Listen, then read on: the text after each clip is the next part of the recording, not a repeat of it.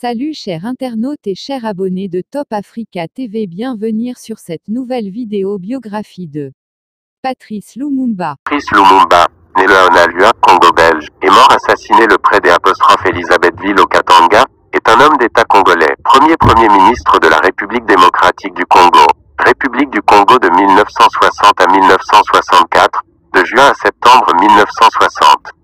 Il est, avec Joseph Kasavubu, l'une des principales figures de l'indépendance du Congo belge. Il est considéré en République démocratique du Congo comme le premier héros national du pays. Patrice Emery Lumumba est né à Nalua, territoire de Katakokombo-Sankuru, Congo belge, dans l'actuelle République démocratique du Congo. Il fréquente l'école catholique des missionnaires puis, élève brillant, une école protestante tenue par des Suédois. Jusqu'en 1954, année de la fondation d'un réseau d'enseignement laïque, et de la première université, la Belgique coloniale n'a que peu développé le système d'éducation, entièrement confié aux missions religieuses. L'école ne donne qu'une éducation rudimentaire, et vise plus à former des ouvriers que des clercs, mais Lumumba, autodidacte, se plonge dans des manuels d'histoire. Il travaille comme employé de bureau dans une société minière de la province du Sud Kivu jusqu'en 1945, puis comme journaliste à Léopoldville, aujourd'hui Kinshasa, et Stanleyville qui s'en gagnait employé de classe à la Poste, période pendant laquelle il écrit dans divers journaux. En septembre 1954, il reçoit sa carte d'immatriculé, réservée par l'administration belge à quelques éléments remarqués du pays, 200 immatriculations sur les 13 millions d'habitants de l'époque. Il découvre, en travaillant pour la société minière, que les matières premières de son pays jouent un rôle capital dans l'économie mondiale, mais aussi que les sociétés multinationales ne font rien pour mêler des cadres congolais à la gestion de ces richesses. Il milite alors pour un Congo uni, se distinguant en cela des autres figures indépendantistes dont les partis constitués davantage sur des bases ethniques sont favorables au fédéralisme. L'historien congolais Isidore Ndeiwe, le accent grave enziem précise, Lumumba, à cause de son identité de Tétéla, avait son électorat naturel dispersé dans l'ensemble du pays, ce qui l'obligeait à jouer une carte nationaliste unitaire. Il ne plaide pas pour une indépendance immédiate, d'autant plus qu'il a pris conscience que les frontières du Congo belge, et des colonies françaises, anglaises et portugaises voisines sont arbitraires, fixées par les puissances coloniales, ce qui posera un jour la question de répartir les richesses entre les futurs pays africains indépendants. En 1955, il crée une association APIC, Association du personnel indigène de la colonie, et aura l'occasion de s'entretenir avec le roi Baudouin en voyage au Congo, sur la situation sociale des Congolais. Le ministre belge en charge à l'époque de la politique coloniale, Auguste Buisseret, veut faire évoluer le Congo et, notamment, développer un enseignement public. Lumumba adhère au Parti libéral, parti de ce ministre, et y attire des notables congolais. En 1956, il répand alors une lettre circulaire parmi les membres de l'association des évolués de Stanleyville dont il est le président, et dans laquelle il affirme « Tous les Belges qui s'attachent à nos intérêts ont droit à notre reconnaissance. Nous n'avons pas le droit de saper le travail des continuateurs de l'œuvre géniale de Léopold II. » Et, en compagnie de plusieurs notables congolais, il se rend en Belgique sur invitation du Premier ministre. C'est à cette époque que Patrice Lumumba écrit un livre sous le titre « Le Congo, terre d'avenir, est-il menacé ?» Dans cet ouvrage, il plaide pour une évolution pacifique du système colonial belge dont il reste partisan. Emporté par l'évolution rapide des événements qui vont mener à l'indépendance, Lumumba ne prend pas le temps de publier ce livre, il paraît à Bruxelles après sa mort. En 1956, il est jugé pour avoir détourné des fonds des comptes de chèques postaux de Stanleyville, et condamné à un emprisonnement d'1 an. Il vit son incarcération comme une injustice puisque, n'étant pas toujours payé, il considère n'avoir fait que prélever son dû. Libéré par anticipation, il reprend ses activités politiques, et devient directeur des ventes d'une brasserie. En cette même année, il est président de l'association des évolués de Stanleyville. C'est précisément à cette époque que le gouvernement belge prend quelques mesures de libéralisation, syndicats et partis politiques vont être autorisés en vue des élections municipales qui doivent avoir lieu en 1957. Les partis politiques congolais sont parrainés par ceux de Belgique, et Lumumba, classé pro-belge par ses discours et ses rapports avec les libéraux belges, est inclus dans l'amicale libérale. En 1958, à l'occasion de l'Exposition universelle de Bruxelles, première du genre après la guerre, et qui a un grand retentissement dans le monde, des Congolais sont invités en Belgique, dont Patrice Lumumba. Mécontent de l'image paternaliste peu flatteuse du peuple congolais présentée par l'exposition, Lumumba se détache des libéraux et, avec quelques compagnons politiques, noue des contacts avec les cercles anticolonialistes de Bruxelles. Dès son retour au Congo, il crée le Mouvement national congolais, MNC, à Léopoldville le 5 octobre 1958. En décembre 1958, il est présent à la conférence des peuples africains à Accra, qui constitue pour lui un tournant politique essentiel. Il y rencontre, entre autres, l'antillais-algérien Frantz Fanon, le Ghanéen Kwame Nkrumah, et le Camerounais Félix Roland Moumié, qui ont notamment en commun d'insister sur les effets délétères du régionalisme, de l'ethnisme, et du tribalisme qui selon eux mine l'unité nationale, et facilite la pénétration du néocolonialisme. À l'issue de la conférence, Lumumba, désormais fermement indépendantiste, est nommé membre permanent du comité de coordination. De retour au Congo, il organise une réunion pour rendre compte de cette conférence, et il y revendique l'indépendance devant plus de 10 000 personnes. Il décrit l'objectif du MNC en évoquant la liquidation du régime colonialiste, et de l'exploitation de l'homme par l'homme. En 1959, la répression s'abat sur les mouvements nationalistes.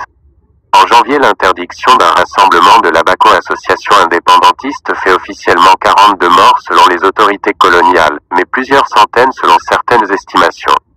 L'Abaco est dissoute, et son dirigeant, Joseph Kasavubu, déporté en Belgique. En octobre, lors du congrès national du MNC à Stanleyville, les gendarmes tirent sur la foule faisant 30 morts, et des centaines de blessés. Lumumba est arrêté quelques jours plus tard, jugé en janvier 1960, et condamné à 6 mois de prison le 21 janvier. Débarrassée de Lumumba, qu'elle considérait comme le chef de la tendance radicale des indépendantistes, les autorités belges organisent des réunions avec les indépendantistes. Une table ronde réunissant les principaux représentants de l'opinion congolaise a lieu à Bruxelles, mais les délégués congolais refusent unanimement de siéger sans Lumumba. Celui-ci est alors libéré en toute hâte le 26 janvier pour y participer. Alors qu'il espérait profiter des tendances contradictoires d'un ensemble hétéroclite, le gouvernement belge se trouve confronté à un front uni des représentants congolais et, à la surprise de ceux-ci, accorde immédiatement, et dans la plus totale improvisation au Congo l'indépendance, qui est fixée au. Des élections générales, les premières dans l'histoire du Congo encore belge, ont lieu en mai 1960, que remporte largement le mouvement national congolais, MNC, de Patrice Lumumba. Le dirigeant de l'Abaco Joseph Kasavubu, dans un souci d'unité nationale, est nommé président de la République, et avalise aussitôt la nomination de Lumumba comme Premier ministre, ainsi que le prescrit la nouvelle constitution qui attribue ce poste au candidat du parti ayant remporté le plus de voix. Il forme le premier gouvernement du Congo indépendant.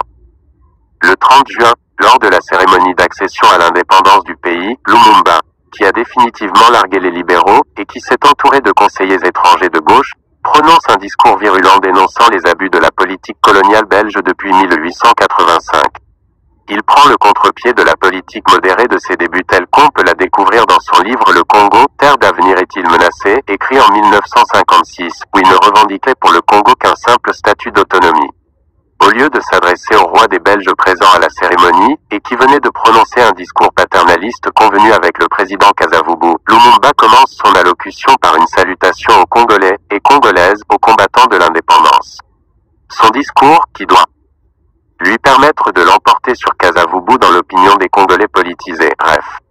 Nécessaire proclame vivement que l'indépendance, qu'il souhaite associer à l'unité africaine, marque la fin de l'exploitation et de la discrimination, et le début d'une ère nouvelle de paix, de justice sociale et de liberté.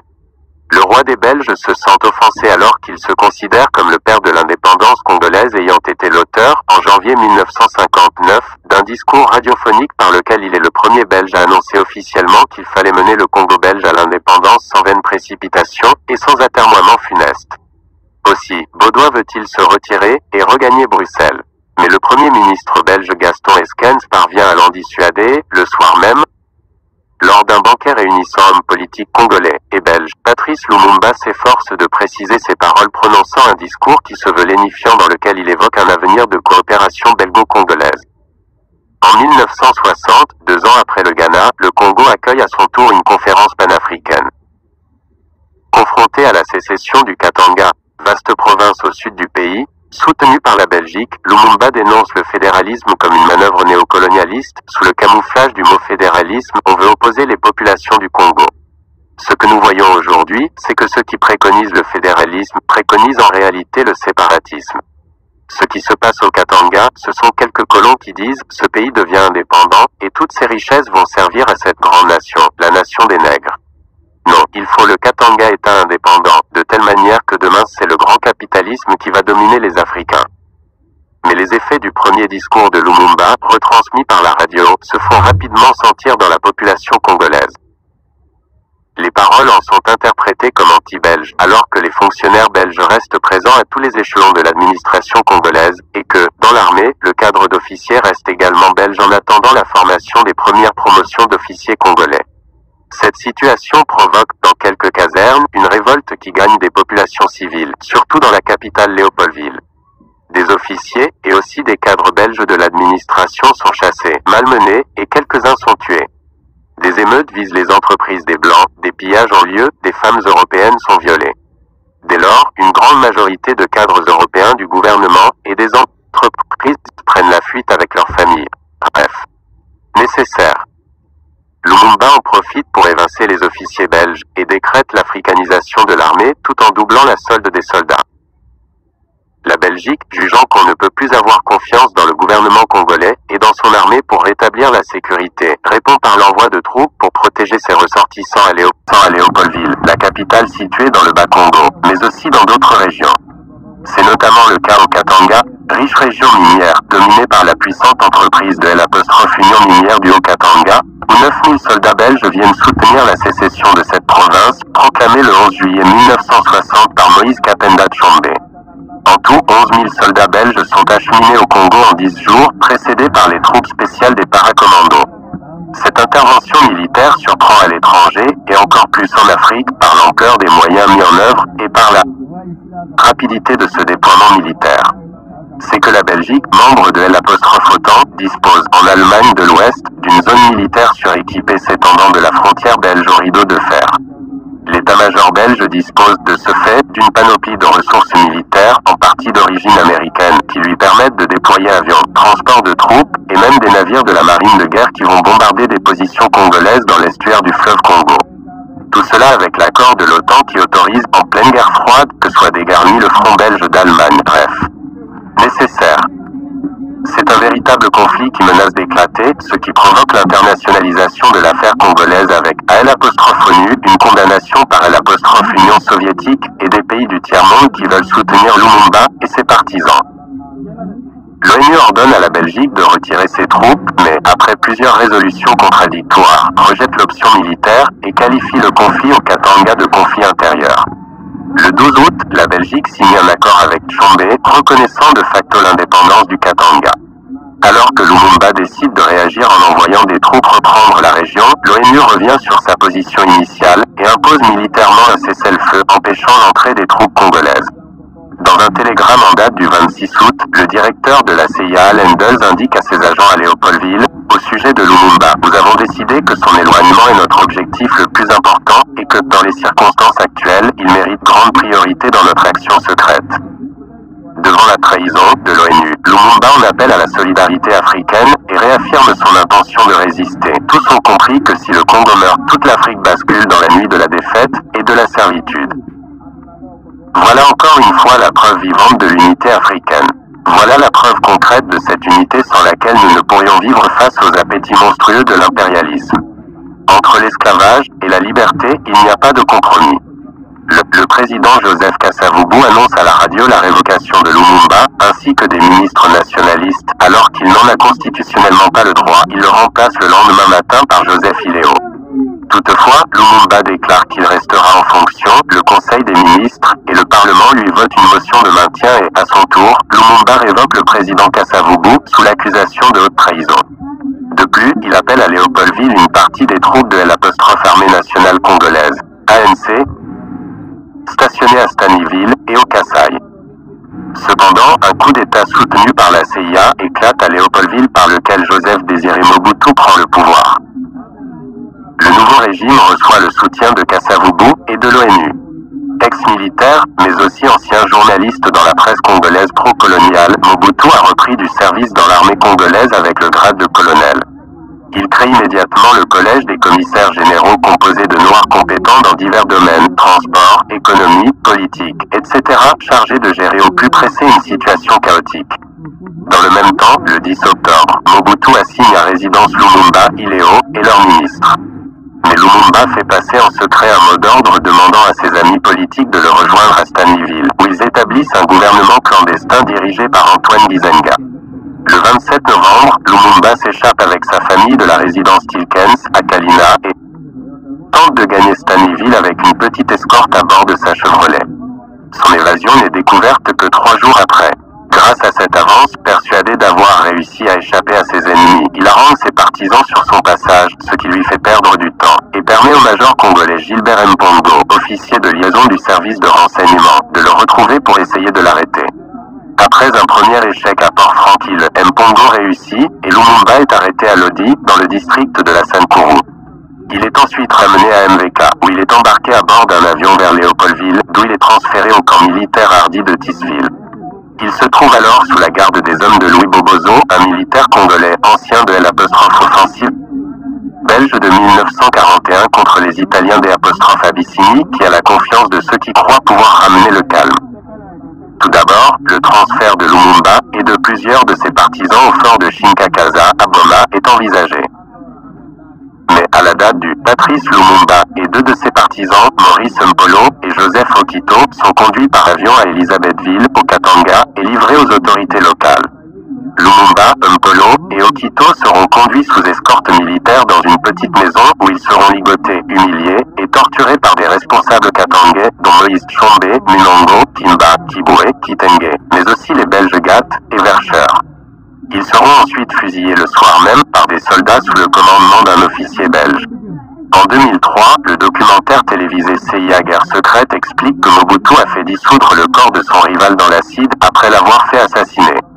Il est en outre acquis que les États-Unis avaient tenté de faire assassiner Lumumba, mais le plan avait échoué. L'opération avait été ordonnée par Allen Dulles, qui aurait mal interprété la volonté du président Dwight Eisenhower.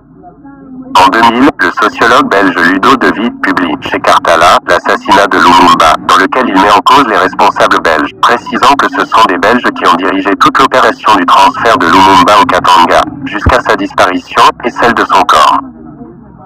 La Belgique, de même que l'ONU, n'avait pas reconnu le Katanga comme État indépendant, mais certains officiers belges étaient encore en fonction. Le lendemain, une opération est menée par des agents secrets belges pour faire disparaître dans l'acide les restes des victimes découpées auparavant en morceaux. Plusieurs des partisans de Lumumba seront exécutés dans les jours qui vont suivre, avec la participation de militaires ou mercenaires belges. Tshombe lance alors la rumeur selon laquelle Lumumba aurait été assassiné par des villageois. Ceci déclenche une insurrection parmi la population paysanne, qui prend les armes sous la direction de Pierre Moulélé, ancien ministre de l'Éducation, au cri de la Lumumba, où Moulélé met les paysans conquièrent près de 70% du Congo avant d'être écrasés par l'armée de Mobutu, soutenue par la Belgique et des mercenaires sud-africains. En 2001, la commission d'enquête belge sur l'événement présente ainsi les événements. Arrêté à Port-Franquille en 1960, Lumumba est placé en détention à Tisville. Les 12 et 13 janvier 1961, une mutinerie militaire éclate dans la ville pour des raisons financières. C'est la panique à Léopoldville. On craint que la libération de Lumumba et son retour soient imminents. Le collège des commissaires demande à Kasavubu de transférer Lumumba dans un endroit plus sûr. Au nom du collège des commissaires congolais, Kandolo insiste auprès du président Tshombe pour que Lumumba soit transféré au Katanga. L'ambassadeur belge au Congo, Dupré, en informe son gouvernement et conseille. À cette date, le gouvernement congolais et le gouvernement katangais sont encore en négociation et se sentent tous les deux menacés par Lumumba et ses partisans. Le gouvernement katangais est ainsi en proie à des attaques de troupes lumumbistes dans le nord Katanga. Une action commune contre Lumumba est donc dans leur intérêt commun. Le gouvernement congolais livre finalement son prisonnier au gouvernement katangais de Moïse Tshombe le 17 janvier 1961. Il meurt le même soir, entre 21h40 et 21h43, d'après le rapport d'enquête belge. Tshombe refuse d'assumer le décès de Lumumba, affirmant d'une part qu'il ne savait rien du transfert de Lumumba vers le Katanga, et d'autre part que son prisonnier est mort lors d'une tentative d'évasion. Concernant la première affirmation, la commission d'enquête belge de 2001 est formelle. Il y a 3 déclarations du 18 janvier qui contredisent la version de Tchombe.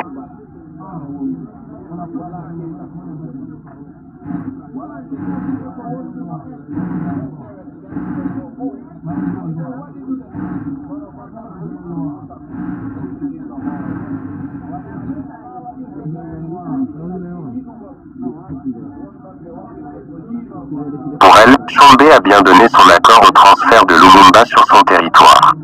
Elle cite en particulier une déclaration officielle katangaise confirmant l'accord du gouvernement sécessionniste. Concernant la seconde affirmation de Moïse Tchombe sur son absence d'implication dans la mort de Lumumba, la commission d'enquête indique d'abord. Mais elle considère que plusieurs faits sont assez précis. À 16h50, l'avion de Lumumba atterrit. De 17h20 à 20h30, Lumumba et ses 2 compagnons sont enfermés à la maison Brouet.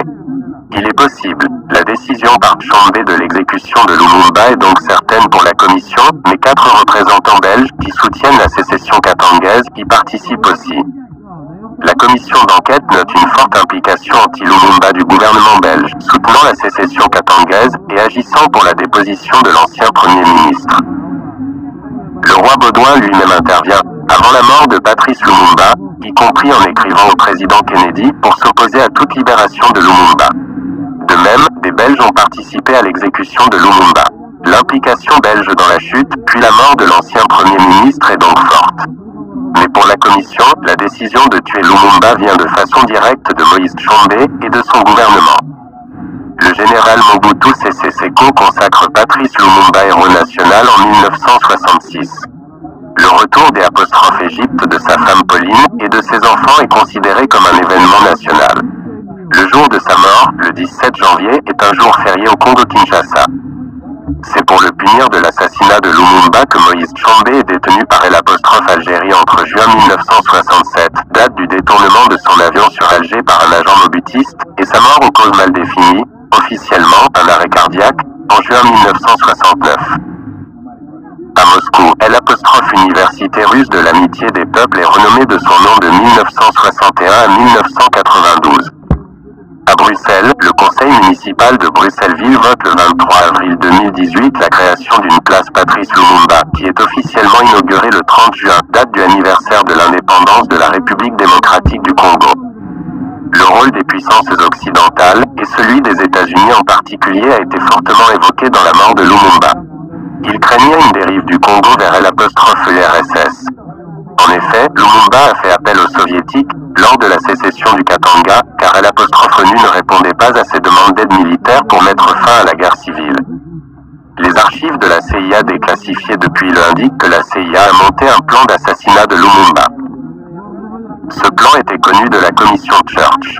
Elle affirmait que le poison choisi pour éliminer Lumumba ne lui avait jamais été administré. Elle affirmait également qu'il n'y avait aucune preuve que les États-Unis aient été impliqués dans la mort de Lumumba.